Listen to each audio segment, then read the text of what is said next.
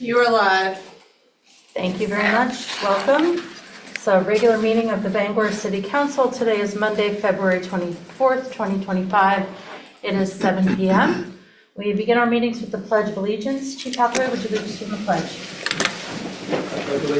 To the flag of the United States of America and to the republic for which it stands, one nation, under God, indivisible, with liberty and justice for all. Thank you. Earlier this month, the City Council updated its public comment policy.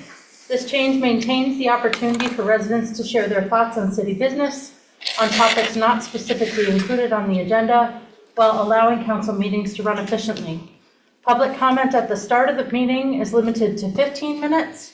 Upon completion of the City Council business and at the discretion of the council chair, public comment may be reopened at the end of the meeting for an additional 45 minutes. So this is the portion of the meeting set aside for public comment for concerns related to city business. Public comment, whether in person or via Zoom, requires you to state your name and whether you are a resident of Bangor. Obscene, threatening, or overly repetitive remarks will be interrupted and removed, as will disruption and disorderly behavior that interferes with the orderly conduct of the meeting. The council chair has the discretion over the time allowed for public comments. Please note that personnel complaints pertaining to alleged misconduct of individual employees are handled through a different confidential process and will not be entertained by the council in public. Per Maine law, complaints of misconduct are generally entitled to confidentiality and handled in executive session. The public comment period is for city council members to listen. It is the council's practice not to respond or debate with persons during the public comment period, although we may ask questions. If a comment requires additional action, it will either be taken up by a city council committee or followed up on by the appropriate city staff member. If you do not live in Bangor or own property in Bangor, please allow those who do live or own property here to have the opportunity to speak first. And if you'd like to offer comment on any item related to city business that does not appear on the regular agenda, you may approach the podium. On Zoom, the public can be recognized to speak by using the hand raise function, on the phone by pressing star 9.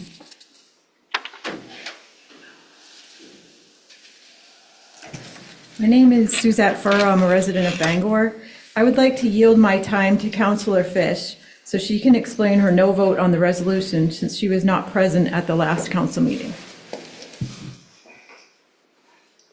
Well, thank you, Suzette. I was planning to address this at our nightly good night, but I have written something and I'll read it now. Because I'd wait till the end.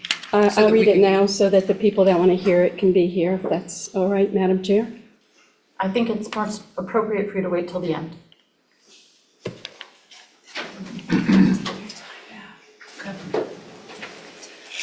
My name is Colleen O'Neill and I live in Bangor. So I would be remiss if I didn't address an item from the last meeting. The council spent over 70 minutes debating a resolution on inclusion and equality. Once you passed the resolution, you all patted yourselves on the back. However, not once did I hear any council member rebuke the comments made by members of the audience calling on those who did not agree with the resolution, mainly Councilwoman Carolyn Fish, a neo-Nazi, among other disgusting and highly offensive names. This behavior is neither inclusionary nor equal, and your hypocrisy is palpable. How convenient that this was done just before a special election. This council needs to make a formal apology to Councilors Fish, Mallor, Fournier, and Hawes for allowing your own biases to cloud your judgment and not stopping the personal attacks against these individuals while the council was in session. Again, not very inclusionary and extremely hypocritical given the agenda item. Shame on every one of you for participating in this disgusting display. Instead of taking 70 minutes on a nonsensical resolution, why didn't you take 70 minutes to talk about the failed policies on homelessness? Numerous NGOs received millions in ARPA funding allocated by the city to address this issue.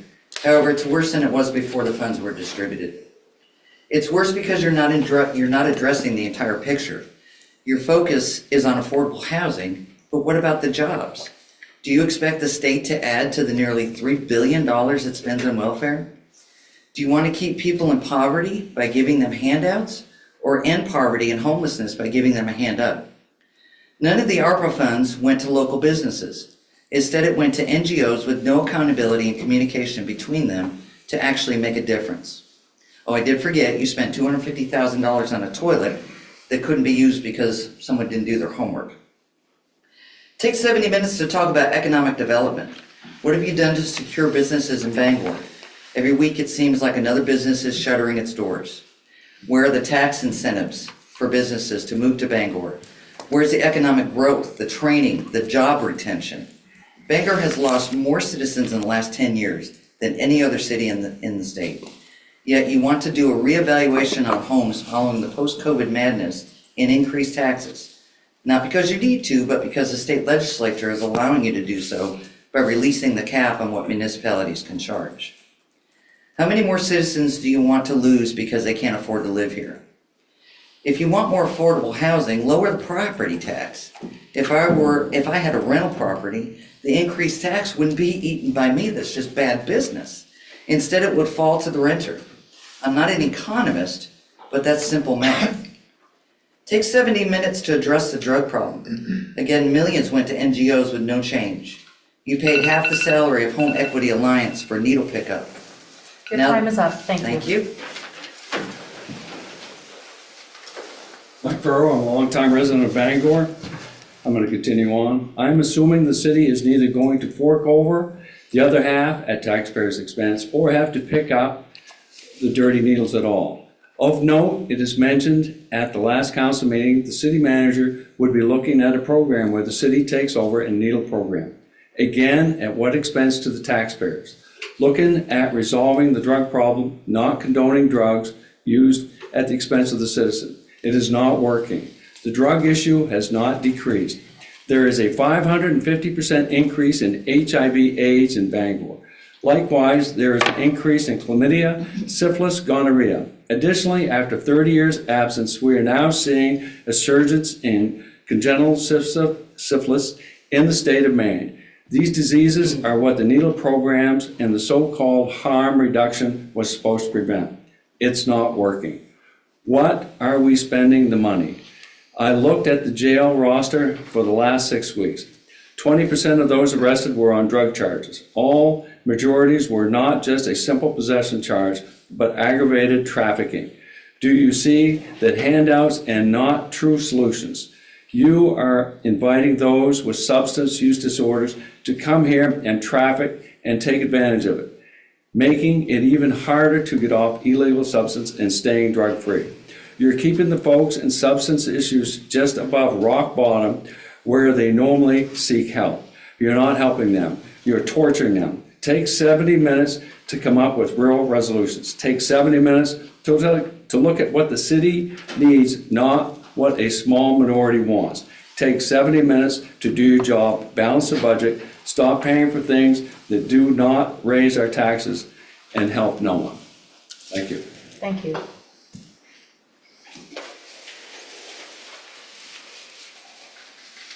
Hillary Simmons, resident of Bangor. I stand before you today with a pressing question.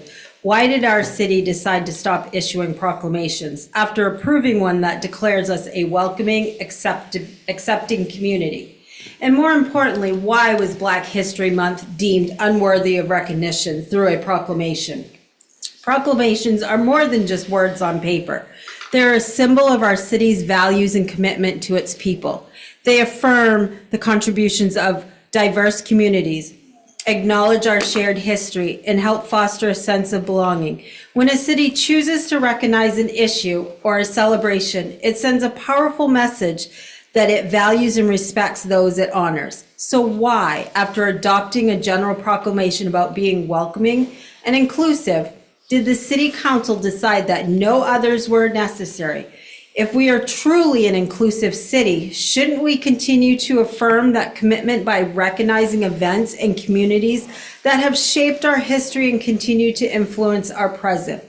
One cannot help but wonder, was this decision made to serve the city as a whole, or was it an effort to serve the personal agenda of one council member?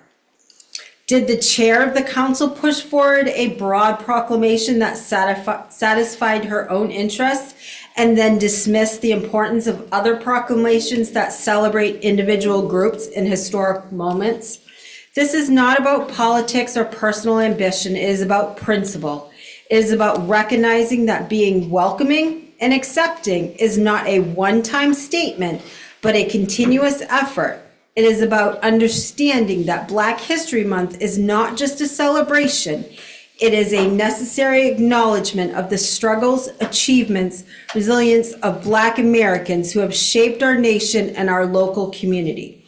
We must ask ourselves, if we refuse to proclaim Black History Month, what does that say about our commitment to diversity? If we refuse to acknowledge the history and the contributions of marginalized groups, are we truly a city that welcomes and accepts all? I urge our city leaders to reconsider this decision. Inclusivity is not just about making one grand statement and calling it a day. It is about ongoing recognition, action, and affirmation. Let us ensure that all communities feel seen, valued, and celebrated. Let us make it clear that Black history and all history matters in this city. Thank you. Thank you.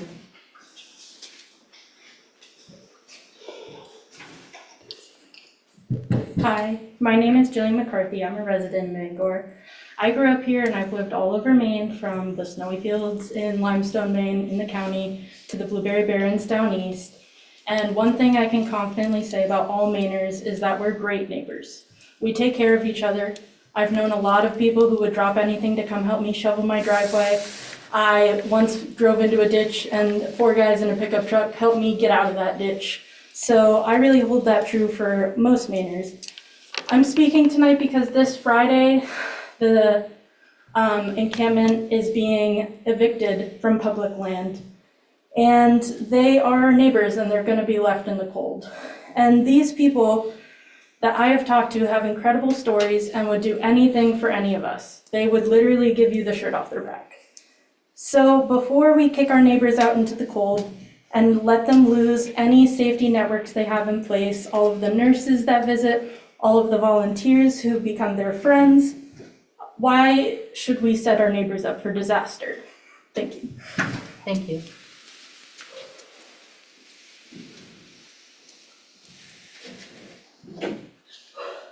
Is there anyone else in the room who wants to speak? Please step forward. I'm from Herman, so hopefully. Are you a resident of Bangor? Go ahead. Sure.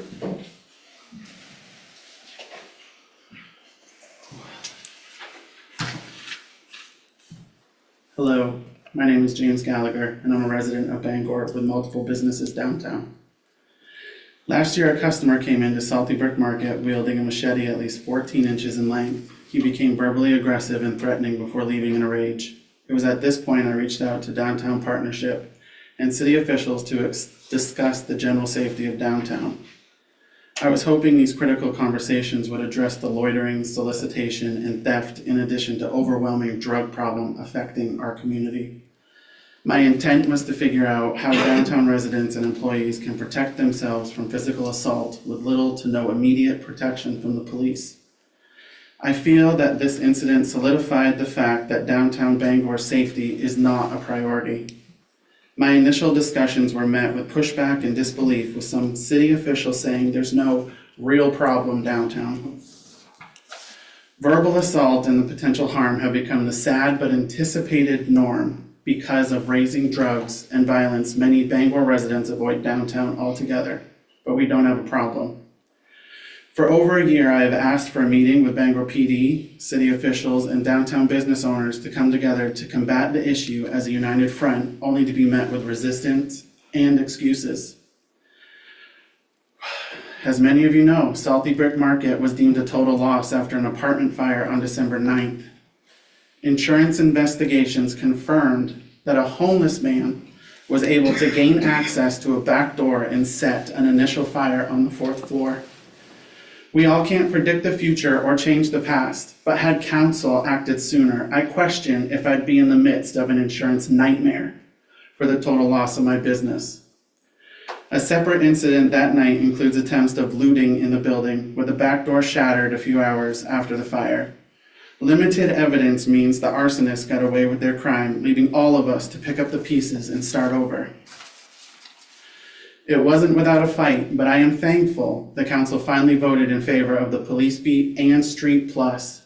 But the community safety is in jeopardy more than the limited hours funding was approved for.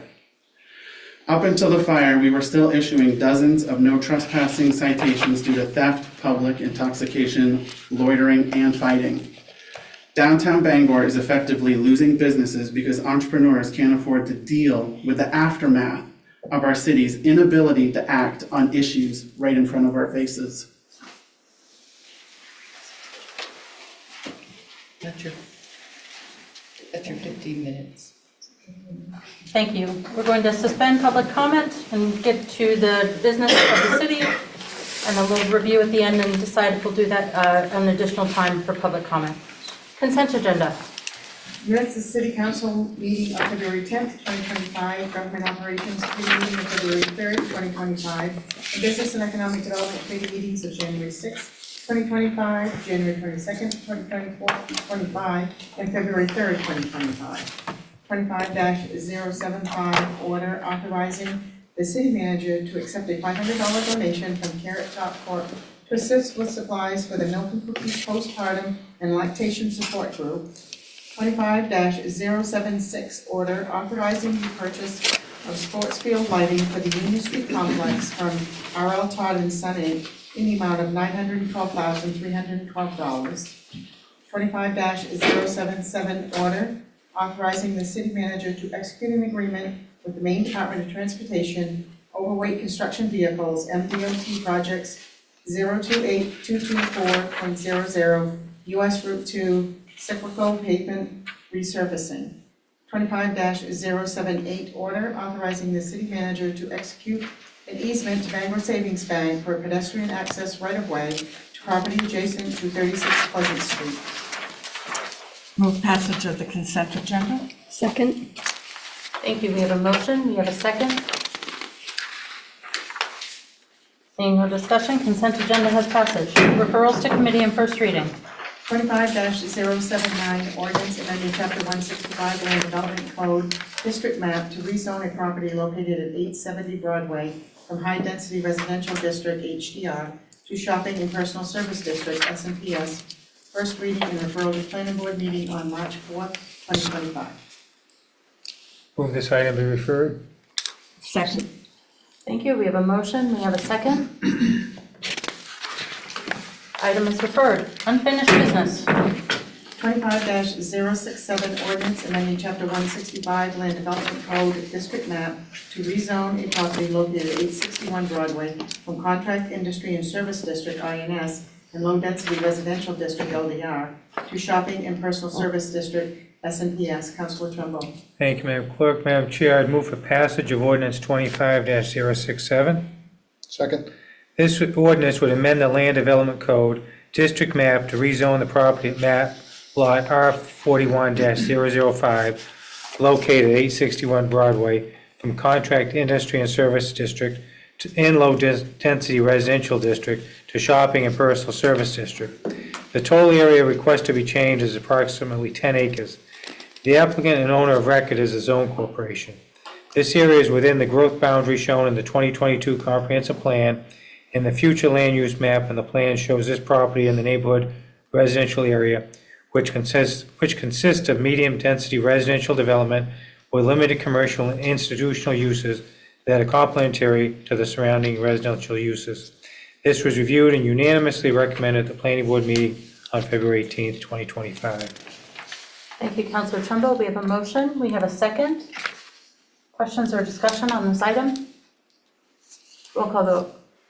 Councilor Beck? Yes. Councilor Dean? Yes. Councilor Fish? Yes. Councilor Fournier? Yes. Councilor Hawes? Yes. Councilor Mallon? Yes. Councilor Trumbull? Yes. Councilor Pelletier? Yes. 8 yes, 0 no. 25-067 has passage. Next item. 25-068, resolve accepting and appropriating fiscal year 2024 Homeland Security Grant Program funding from the Maine Emergency Management Agency for the police and fire departments in the total of $96,247. Councilor Trumbull. Thank you, Madam Clerk. Madam Chair, I'd move for passage of Resolve 25-068. Second. This would accept and appropriate $96,247 of fiscal year 2024 Homeland Security grant funding from the Maine Emergency Management Agency for the police and fire departments. Council Order 24-155, the council authorized the police department to apply for $35,000 Homeland Security grant funding for the purchase of unmanned aerial system.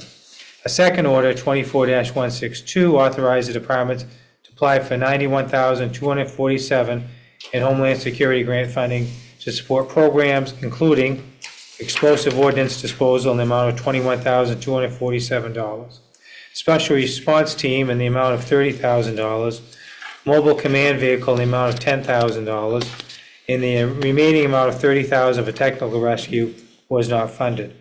The award for the UAS is pending approval from DHS of the city's unmanned aerial systems policy and supporting documentation. No equipment will be purchased until final approval is received. This item was reviewed and recommended at the Finance Committee meeting on February 19th, 2025. Thank you, Councilor Trumbull. We have a motion. We have a second. Discussion on this item. Seeing none, 25-068 has passage. Next item, please. 25-069, resolve accepting and appropriating a grant award from the Northern Border Regional Commission in the amount of $500,000 for the construction costs for the Bangor Central Kitchen project. Council Fournier. Thank you, Madam Clerk. Madam Chair, I'd like to make a motion for Resolve 25-069. Second. Thank you. This resolve will accept and appropriate a grant award in the amount of $500,000 through the Northern Border Regional Commission for the construction of a Bangor Central Kitchen project. This grant is designed to stimulate economic growth and inspire partnerships that improve economic vitality. On September 6th of 2024, the Business Economic Development Committee approved the submission of the pre-application for the Northern Border Regional Commission Catalyst Program Grant. On October 16th of 2024, the City Council authorized the submission of the full application. That was Council Order 24-321, and the application was submitted on October 18th of 2024. This item was reviewed and recommended by the Economic Development Committee meeting on February 19th of this year. Thank you, Councilor Fournier. We have a motion. We have a second. Discussion on this item. Seeing none, 25-069 has passage. New business. Public hearing, application for a new casino operator license of HC Bangor LLC, doing business as Hollywood Casino Bangor, 500 Main Street. Councilor Hawes.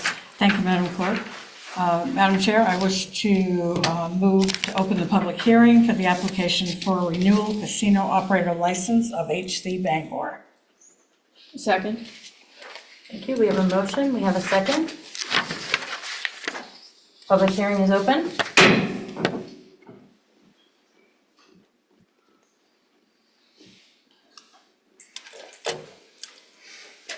Seeing no one approach, I move to close the public hearing. Second. There's a motion and a second. Public hearing is closed. I would move passage for the application for a renewal casino operator license of HC Bangor LLC, doing business as Hollywood Casino Bangor, 500 Main Street. Second. We have a motion and a second. Seeing no objection, the license is renewed. Next item. 25-080, order authorizing the city manager to accept a donation from author Jessica Blood to support the city's K-9 teams. Councilor Beck. Thank you, Madam Clerk. Madam Chair, I move passage of Order 25080. Second. This order would authorize the city manager to accept a donation from author Jessica Blood to support the city's K-9 teams. For example, safety gear, advanced training, etc. Jessica penned a new children's book, The Adventures of Jessie, Jessie's First Day of School. The book and its main character, Jessie, was inspired by the author's personal experience. Jessica and her husband, Officer Lucas Libby, share their home with Jessie, a Bangor Police Department K-9. The book is about starting a new journey, in this instance, the first day of school, while being seemingly different and making new friends. Jessie was smaller and had a different appearance than other dogs in the training class, but was quickly accepted and proved to be an exceptionally skilled police canine. Jessica has graciously offered to donate a percentage of the proceeds from her book to the Patrol Canine Program, which is estimated to be between $1,000 and $5,000. Thank you. We have a motion. We have a second. Counselor Trumbo? I don't know if she has a conflict, but I see Jessie on the floor back there. I don't know if she want to speak to this item or not. Jesse should come over. Here she comes.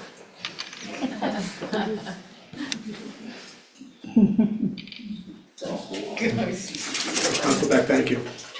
This is Jessica Lucas Libby, and the star of the show, Jessie. You don't want to hear from me, so I'll talk to you a moment about her book. This is the first of many, many books from Jessica. We hope to receive all kinds of financial donations from Jessica in the future. Hi, so as you can see, my inspiration for the book is very cute. So this is kind of based on her true tale. I've been with Lucas pretty much his whole career with Jessie. He got her when she was only 3 months old, completely untrained, and he has done all the training alongside Sergeant Fanning and trainings down in Portland. When he first started training with her, he would come home and say, well, everyone's got these big shepherds and Malinois, dual purpose, bite dogs and drug dogs. Well, Jessie, she's tiny, and she is only a single purpose dog, and she worked really hard and she got state certified to be a canine at only 8 months old. So she has done a great job, and this is about her being different and noticing that she's different amongst her company and the other dogs, helping her find out her true talents to get certified. And that's, and I'm hoping the funding can help. I've heard a lot of issues tonight, so I hope that maybe it can assist in helping take drugs off the street and maybe open up a new slot for a canine. It's pretty awesome.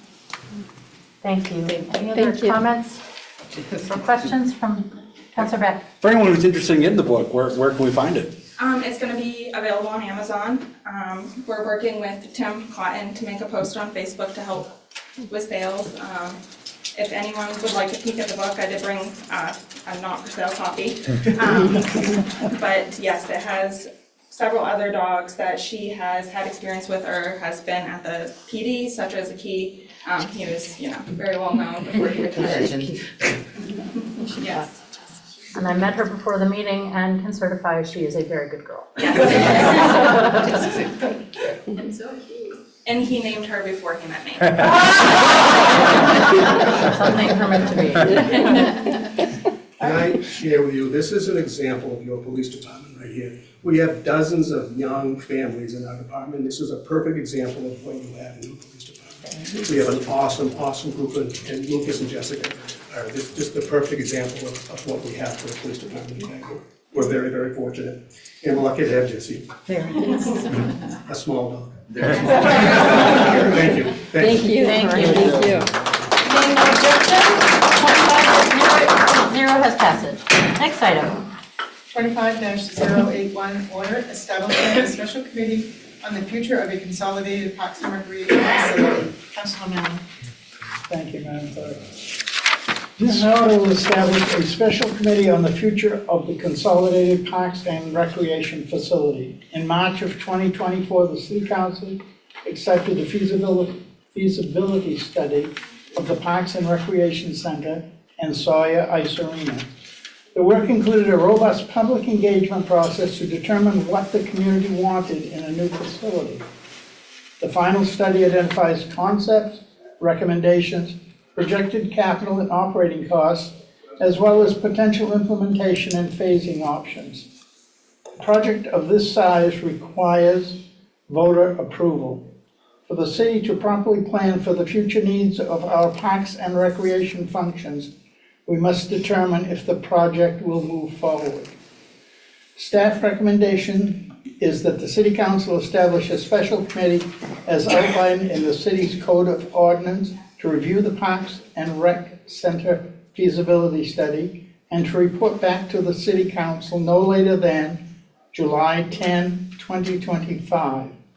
The committee will be tasked with reviewing the following: whether a new or existing facility would be best for now and in the future, the appropriateness of any location, identifying opportunities to support or enhance the plan, including potential partnerships, confirming the cost estimates, and quantifying the financial impact of the undertaking project, or alternatively, the financial and community impact from not developing a new facility.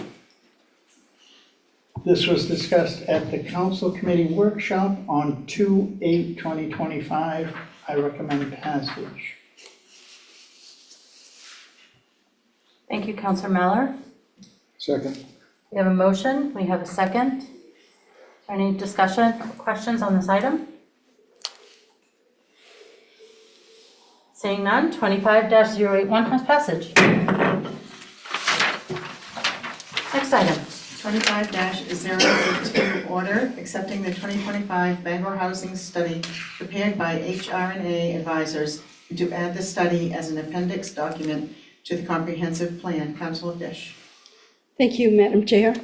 Thank you, Madam Clerk. Madam Chair, I'd like to move passage of Order 25-082. Second. This order would accept the 2025 Bangor Housing Study prepared by HR&A Advisors and to add the study as an appendix to the comprehensive plan. In October of 2023, the state released the State of Maine Housing Production Needs Study. While this study qualified the homes required to meet the needs of the current and future residents, as well as the need to support Maine's growing economy and improve affordability, it was limited to 3 broad geographics: the northeastern region, the coastal region, and the central western region. Therefore, the City Council directed that a Bangor-specific study should be conducted. The resulting study reflects trends in the housing market, demographics, and affordability in Bangor, as well as input from stakeholders. It identifies the types of housing likely to be in demand, as well as strategies to increase development activity. The study recommends that the city should continue to pursue changes to zoning to make housing development more feasible, conduct outreach to attract and build the capacity of developers, and deploy existing resources to meet its housing needs while establishing the funding sources and processes for ongoing investments. This study supports the City Council's priority to build upon its prior efforts to increase the opportunities for all residents to have access to quality housing that meets their needs. This item was reviewed and recommended at the Business and Economic Development Committee meeting on February 10th, 2025. Thank you, Councilor Fish. We have a motion and a second on this item.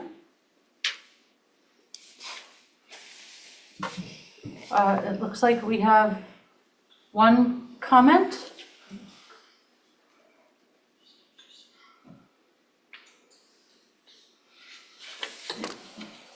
Hi, can you hear me? Yes, we can. Hi, thank you. This is Marilee. I'm an artist. I live in Bangor on Newbury Street. I've been to previous meetings, and I would like to comment on the housing agenda and study, and that the City Council has made access to quality housing a priority. In this light, I would like to ask, I'm curious about the proposed sweep for the end of February, which is rapidly approaching us towards the end of the week, and what enforcement action, if any, will be taken to remove folks, and what is possible for folks to stay in their home, because this is indeed a home for people, and the proposed sweep, as you all might understand, is extraordinarily disruptive and unnecessary. Thank you. Thank you. Is there anyone else wishing to offer comment on the housing study? Questions or comments from council? Seeing no objection, 25-082 has passage. Next item. 25-083, order authorizing the execution of a consent to sublease the shelter space at Hope House Health and Living Center, an amendment to lease with Knobscott Community Health Center, and related documents. Councilor Hawes. Thank you, Madam Clerk. This order would authorize the city manager to consent to the sublease of the shelter space at the Hope House Health and Living Center and to execute an amendment to the city's lease with Penobscot Community Health Center, PCHC, and related documents. The city owns land at 179-181 Corporate Drive, which is currently leased to PCHC, which operates a health clinic, transitional housing, and a low-barrier emergency shelter known as the Hope House Health and Living Center. PCHC desires to sublease the shelter space only to Preble Street, who will continue to operate it as a low-barrier homeless shelter. The term of the sublease will be the same as the term of the current lease the city has with PCHC, which expires in April of 2044.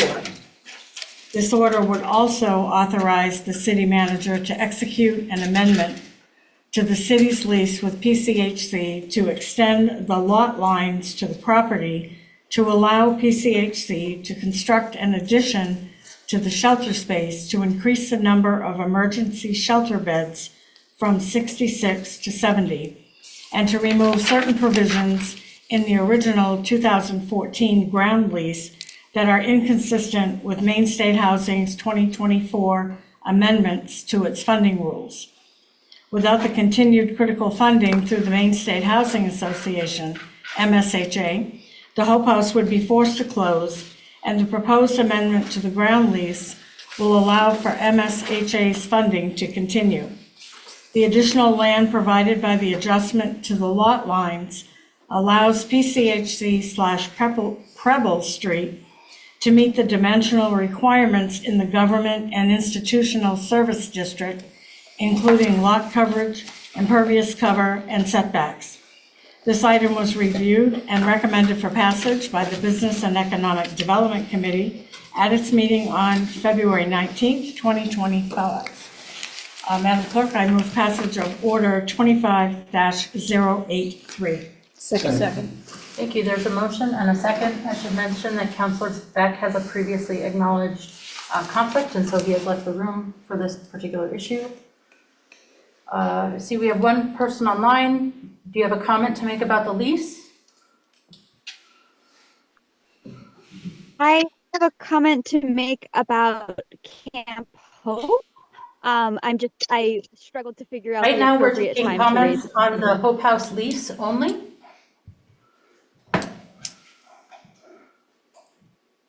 We will have additional time for public comment on other matters in just a moment. Is there anybody else who would like to make a comment about the lease?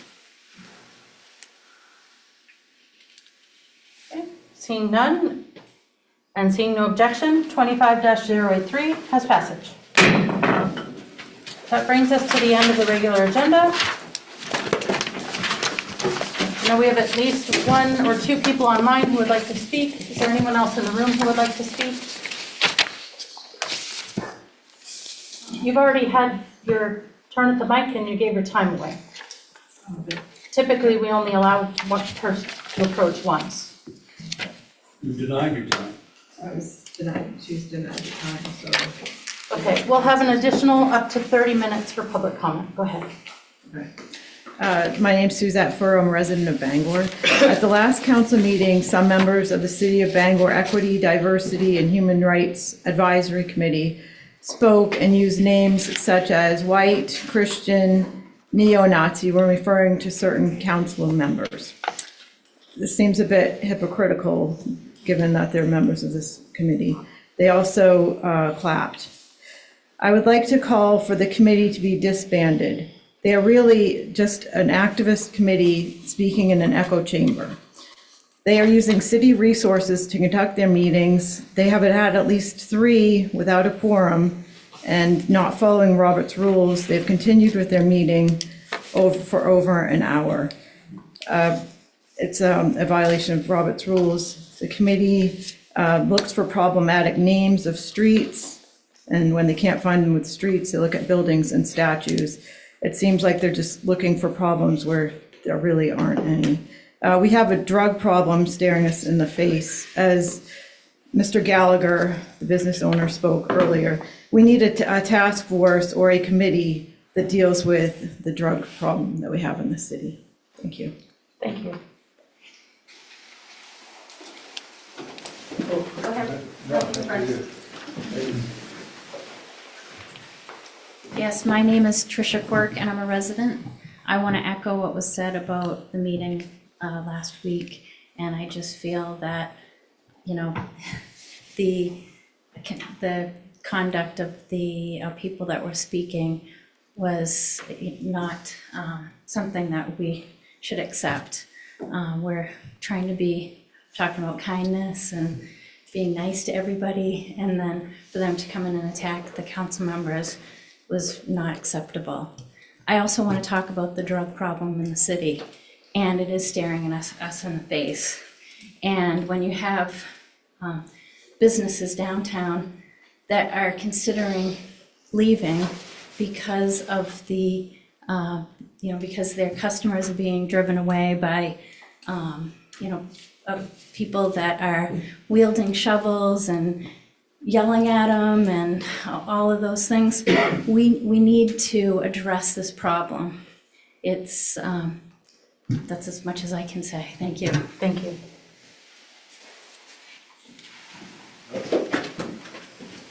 Good evening, my name is Michael Norton, and I have some document for the members to consider. You could just hand them to me and continue Oh, on. well, No, I just want hand them them to to me see and it. continue on. Thank you. You're actually the only person I didn't want to hand them to, city manager. The sky is blue. Everyone knows that. Thank you. Everyone knows why, no one knows why the sky is blue. I figured it out. I'm not employed in Bangor. I'm not employed anywhere. The ceiling's not blue. Why don't we know why the sky is blue today? Mr. Norton, can you please relate this to city business? Yeah, I'm not employed in Bangor, but I'm a resident in Bangor. Okay. So the city works often with the hospital system, the education system, the schools, the media, sometimes comes down to this room. Why aren't any of them employing me? This is a moment in our civilization's science and math records when somebody finds out why the sky is blue, and there are 51 million web pages online trying to explain that are inaccurate. So it's a big publishing problem, but this is a state and a city of paper mills. So it's something this community should be embracing, a person who has figured out why the sky is blue scientifically. We all have connectivity and electronics today, but it's beyond that. It can help save people's lives. I watched the Screen Actors Guild last night, and in memoriam section says Shannon Doherty died. She's like my age, she died of cancer. I had no idea, I don't even believe that, I'm so shocked about that. But if you could just consider that document and respond to it if you will, because you have the right, that would be great. And Carolyn, I have a question for one of the members. The billboard size campaign printings that you have, who's paying for that? I am.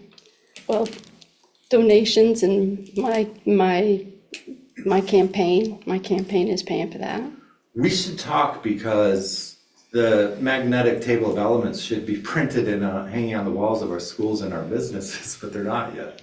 Can I ask who your printer is? Mr. Norton, it's not appropriate for her to Okay. talk about a It's not separate appropriate, campaign. nobody understands why the sky is blue. That's not appropriate, Captain. Thank you. Thank you. Is there anyone else in the room wishing to speak? Not, we'll move online. Jay? appropriate to talk about Camp Hope? Yes, you have 3 minutes. I have communicated with all the city council members on this very topic. I'm just going to see if I can read this, have it on record, and I really appreciated having the opportunity to. Sarah was very kind. Response. So we are all in agreement. Our housing and our community members. Housing our community members helps everyone. I looked into the data-driven results of Father Joe's Project 2025, nothing to do with Trump, in San Diego, and the numbers are astounding. Chief economist of the Fermion Business and Economic Institute at Point Loma Nazarene University states providing chronically homeless and frequent users of public services secures housing, combined with a comprehensive set of health and social services, can yield a dramatic reduction in the use and expense of various public services, and that's from United Way's Homeless Initiative. A direct correlation exists between the cost of encampment suites and the cost of housing support. San Jose puts nearly $5 million towards encampment clearances and nothing towards shelters and housing, according to the 2019 HUD study. Houston has almost double the population of San Jose, and yet by implementing permanent supportive housing as opposed to funding encampment clearings, and prevention, its encampment response expenditure is less than half that found in San Jose's budget. Department of Housing, that's also from the U.S. HUD. When considering the cost of homelessness in Maine, cities must also reflect on Maine's overall economic reality. According to the National Low Income Housing Coalition, 36,378 Maine households are extremely low income, situationally on the brink of homelessness. With the current rate of inflation, Maine's housing crisis is set to increase, and that's from National Low Income Housing Coalition. History proves access to affordable housing decreases homelessness. For example, the 1980 budget cuts to affordable housing and subsequent demolition of affordable housing units led to a massive expansion in homelessness, creating the foundation for the homeless crisis in our modern times. Looking into more recent history, the 2020 to 2023 HUD statistics reflect a rise in homelessness in Maine during the COVID-19 pandemic, which correlates with a massive uptick in the cost of rental units in Maine. Consider the highlights listed in the Harms of Encampment Abatement on the Health of Unhoused People study by Santa Clara County Homeless Union, the Santa Clara University. Each highlight can be paralleled with an associated cost. Forced relocation and property seizure costs community resources in replacing those resources. When houseless people are driven to isolated and hazardous places, it costs more in outreach hours to find them and connect them to resources.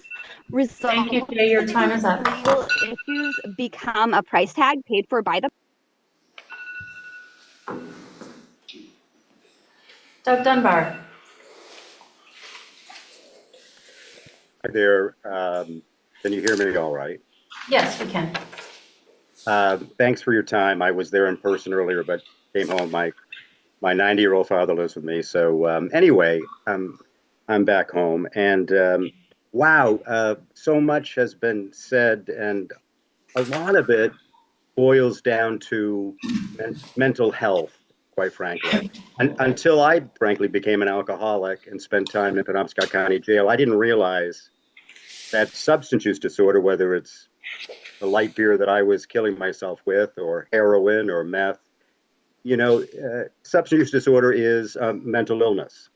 And so many of the people that I spend every day with now at Camp Hope or in downtown are mentally ill, whether it's a co-occurring disorder of schizophrenia plus the use of heroin, or it's simply a substance use disorder. The point is, so many people coming at this from very different directions have all pointed to the fact that we have a mental health crisis.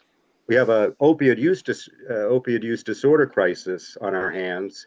We have a mental health crisis.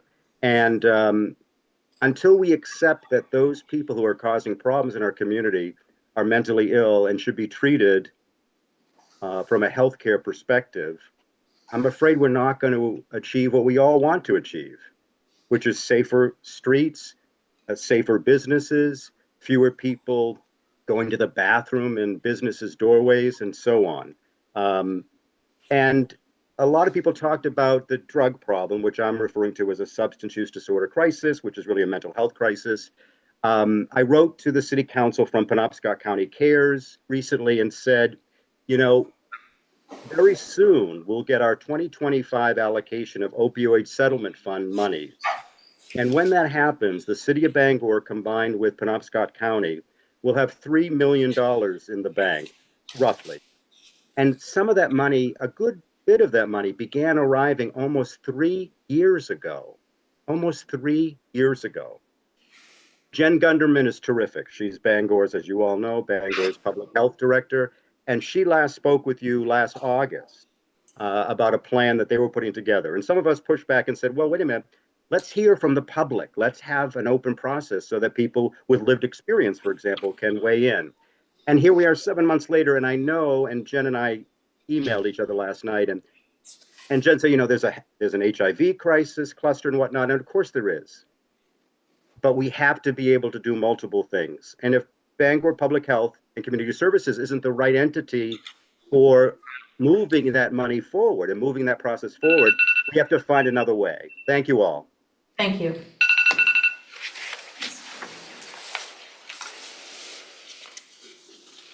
Seeing no other hands online. Luke? There's one hand. Please Hello. state your name and whether you live in Bangor. Yes, I live and work in Bangor. Thank you. Hi, my name is Luke Sequeira. I live and work in Bangor. I'm a social worker with Needle Point Sanctuary, and I've been going out to the Camp Hope encampment twice a week for the last 8 months or so as an employee, and for a couple of years before that as a volunteer.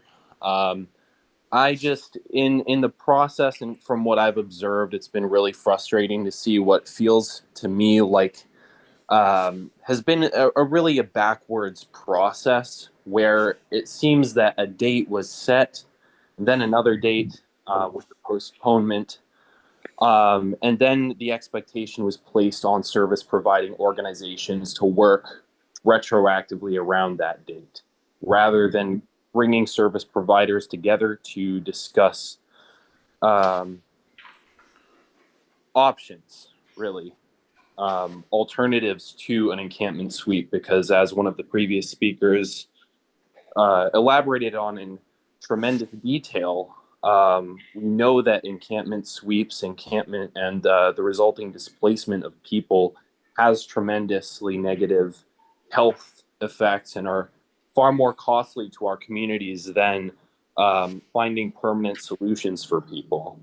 I just wanted to voice my frustration with this process, and I hope that there are alternatives out there, and I hope that rather than engaging in a game of whack-a-mole with the future encampments, which are inevitably going to pop up, that we meet people where they're at.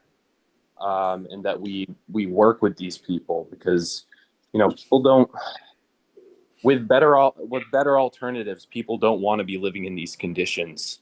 So I hope that people can find a conscientious decision that is grounded in data.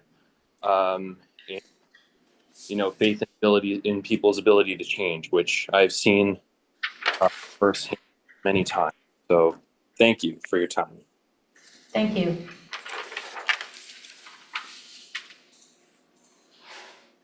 Okay, seeing no one else, public comment is closed.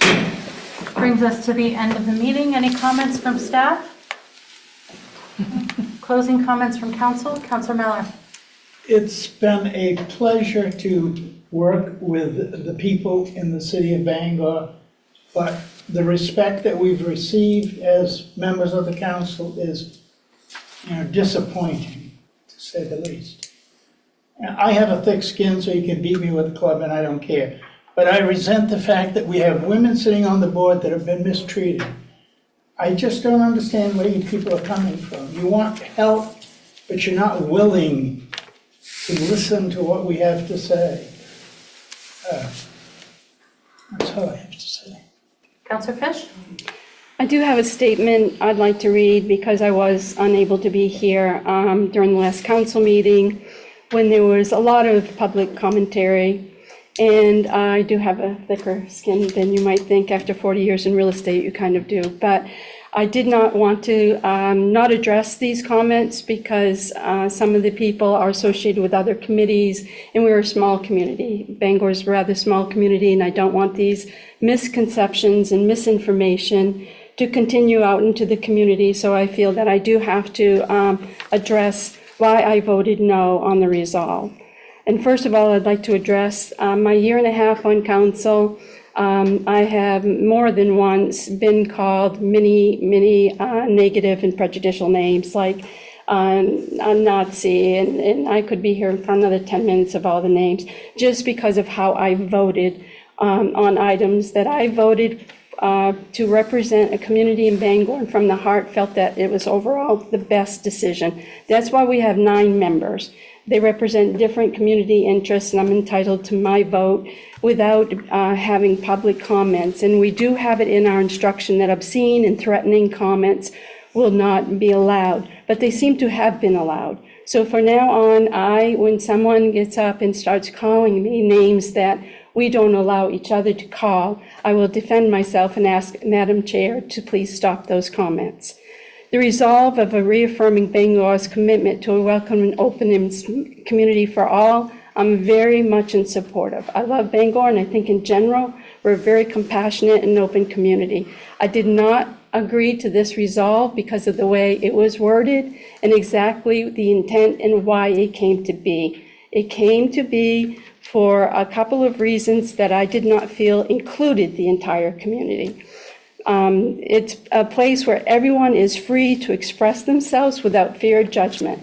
Well, I won't address that because some of you addressed that already for me. I was not free to make my vote, and I think also it was in direct relationship to this present administration. I do know it's a real fear that our LGBTQ community is feeling under this administration. I acknowledge it, and I have empathy for them, and they have reason to have that fear, and I do want to comfort them. It was also in direct response to a sign in relation to immigrants go home, or something appalling. And just because I voted against this doesn't mean that I am against immigrants. It was because we have had people in the past that have also had some very real fears. For instance, the last administration, when we came into election, the entire community was living under the fear of COVID. We watched Dr. Shaw every day give his COVID countdown of how many people had COVID, how many were in the hospital. It felt like the countdown to Armageddon. The community was very much in fear. We did not send out a comforting resolve for them. In the past year, our Jewish community has expressed great fear with a heightened level of anti-Semitism and threats and hate speech, even hate graffiti on their synagogue. And we did not send them any comforting or address that.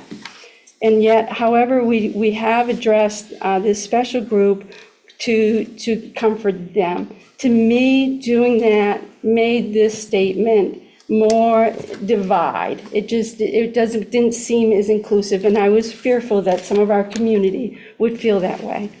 It was even mentioned that the silent majority, those of the major demographics, did not come and speak up against it. And I have been called, I have been emailed, I have been texted, and personally met with some of you that are my immigrant friends, colleagues, family members that are also gay that have spoken to me, and they were not in agreement with the resolve. So I do feel that it was dividing us. It just could have been more general, that I think would have been more inclusive of the entire community. So I welcome people to call me, and if they have, even if they want to disagree with me, if they think that I'm not being totally open-minded and that I'm biased, I'm willing to have a private conversation. Because to make these statements as their fact is not fair, and they're just untrue. I've had immigrant friends call me this week and say they didn't agree to it because of the process they have had to go through to become legal immigrants. It was very difficult for them, and they're very proud of what they've gone through. And they resent that that the illegal immigrants are here. And one person even said to me, my husband joked and said we should cross the border and come back as illegal immigrants so we could get more benefits. So That's highly offensive. well, that's what they said.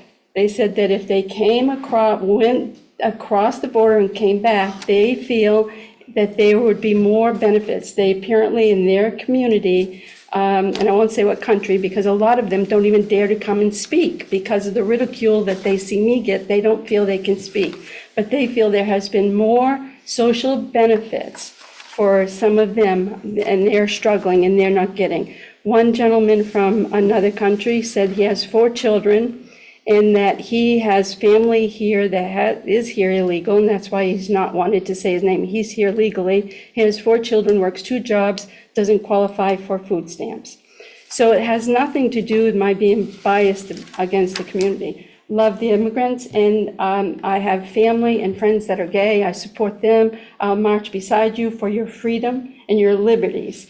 But I'm not going to sit here and be accused of things by how I vote. And I encourage the people to come and speak and continue to call me. Thank you. Councilor House? Jeez, I got wrapped up in your thing there. I know your comments. Good night. Thank you all for being here. Councilor Trumbull? Thank you. I just want a couple comments on the public comment. One, the city manager can correct me, but I thought we'd been updated by Jen since last August about the opiate I was fund. Within the last looking for that, my too. time flies, but it seems like within the Yeah. last 6 weeks or so, we've been updated. Yes. On that. Okay, I just want to make sure I didn't dream that. Okay, and then I just want to clarify the difference between a resolve and a proclamation. I think what some people referred to what we did 2 weeks ago was a proclamation, was a resolve. And I don't get the decision on what we make for proclamations. I would be shocked if the city said to a group that we weren't going to have resolve for Black History Month. The way these resolves usually come forward is somebody will ask the city to do one, and we usually do them. We do them all the time when we're requested. I don't think anybody's ever been denied a resolve. Not that I can remember anyway, so. And then the other thing I wanted to, just what happened at meeting. I will take responsibility. I chaired that meeting last time, and I was disappointed with a lot of the comments that were made because a lot of the people I felt, rather than make the case for how they wanted people to vote, they attacked people that didn't vote the way they wanted at the committee level. And even though that resolve passed unanimously, they still, I think, majority of people didn't, even though they didn't make the case. I think there was just one person in particular that went over the line and was very offensive in her comments, and was at the end of her comments, and I've internally apologized to Councilor Fish for not calling that person out of order, but it was when they were wrapping up. But I think Councilor Maller, I would apologize. That person was, I think, out of order with the comments they made, and they were directed to the two of you, so that's all. Good night. Thank you. Councilor Corning? Good night. Councilor Dean? Good night, Bangor. Councilor Beck? I had the pleasure today of attending the ribbon cutting for Teresa's Place. 41 units of permanent supportive housing right here in Bangor, something we desperately needed. We're still short units, we know that we've got work to do, but today was a chance to take a moment to realize the good work Penquist has done, but also the amount of thank yous the city of Bangor received today. That's directed at the city manager, that's directed at the city staff who worked hard to be good partners. And it also shows other people who are looking to do affordable housing here in Bangor. The city is going to be a good partner for you, and we encourage you to come forward. If you want to do affordable housing in Bangor, we will find a way to make it happen, and we hope you'll come and talk to us. Thank you. Thank you. I was not at the meeting the last time around and present for the comments, but I do agree that name calling is not appropriate. We can disagree with each other passionately on policy and how we do the work, but we should not be impugning each other's character or suggesting that people have intentions that they do not have. So I would encourage everybody who endeavors to come and make public comment to be respectful, be angry if you need to be, tell us where we're not doing it right, but keep your personal attacks outside